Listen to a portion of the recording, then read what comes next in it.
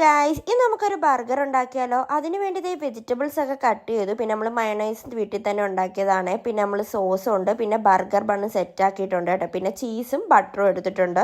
അങ്ങനെ ആദ്യം തന്നെ പാറ്റ് ചെയ്തേ ബട്ടറൊക്കെ ഇട്ട് നല്ലപോലെ അങ്ങോട്ടൊന്ന് ഫ്രൈ ചെയ്തെടുക്കുവാണ് കേട്ടോ.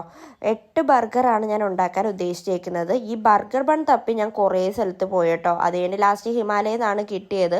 അങ്ങനെ ബർഗർ ബണ്ണ് ജസ്റ്റ് ഒന്ന് ടോസ്റ്റ് ചെയ്തെടുത്തിട്ടുണ്ടായിരുന്നു. അതിനകത്തോട്ട് മയണൈസ് ആദ്യം സ്പ്രെഡ് ചെയ്ത് കൊടുത്തു.